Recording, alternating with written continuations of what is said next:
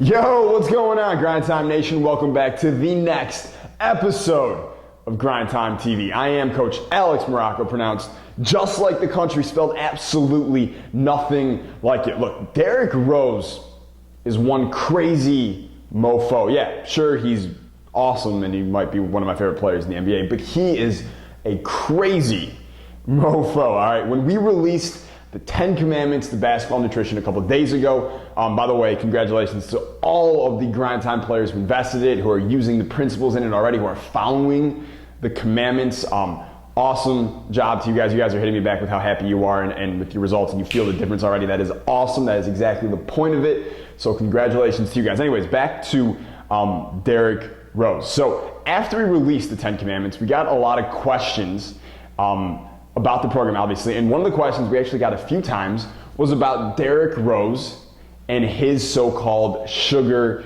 addiction. All right, it has been pretty well documented by the media and by ESPN and whatnot that Derrick Rose eats a shitload, pardon my French, of sugar.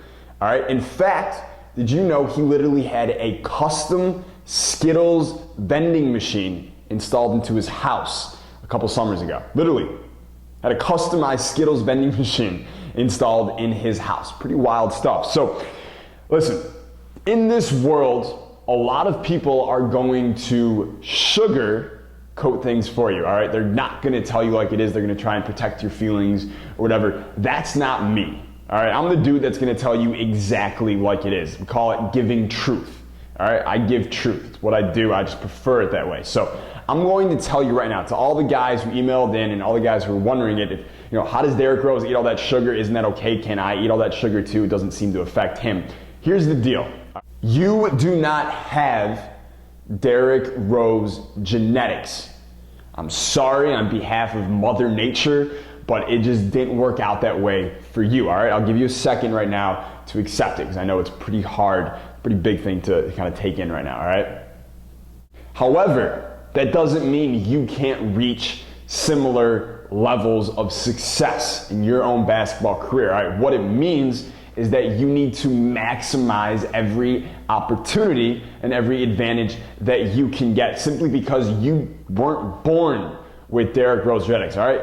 I wasn't born with Derrick Rose genetics. Most of us simply are not, and that means we need to find other avenues to get to the same location. Okay? Now look at a guy like Steve Nash. I think he is a perfect example of this. If you look at Steve Nash and what he looked like and what his game was and what his athleticism was when he first came into the NBA, if you go to Google image search and you type in Steve Nash, Suns, 1996, his rookie year, and you look at pictures of his body and what he looked like then, and then you look at pictures of him now on the Suns as a 37-year-old, and you compare these two images, you're gonna see a world of difference. It's like night and it's like day, all right? Back in 96, as a 23, 24-year-old, he was slower, he got tired faster, he wasn't nearly the player or the athlete that he is now.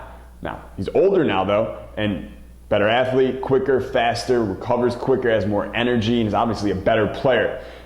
So what's the difference? Well, Steve Nash is well known across the NBA because he fixed his diet, fixed his game, and he improved, all right? But a big part of that was his diet. He cut out sugar a few years ago. I shared the article with you guys when we were talking about that a couple weeks ago.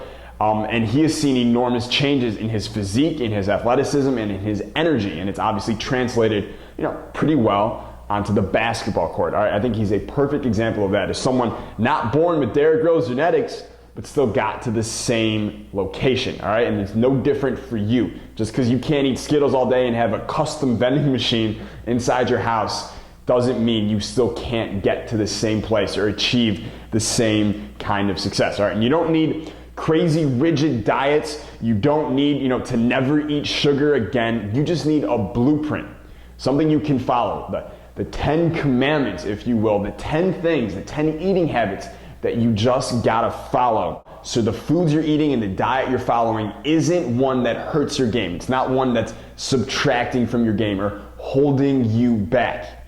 Instead, your eating habits are helping your game. They're letting it grow. They're making it improve quicker, faster, and easier than ever, all right? That's the diet that you wanna be eating. Those are the principles that we lay out for you in the 10 Commandments to Basketball Nutrition. So the link is below if you're ready to get started with that. And if you are, let's do it right now. The changes, you're gonna feel the difference immediately once you start implementing these 10 Commandments that quickly, all right? Just like all the guys who invested already and are already hitting up the help desk with success stories, you can be next, all right? I'm not gonna let you down with this one. Now, tomorrow, what is your doctor's favorite food for you, for your mom, for your family?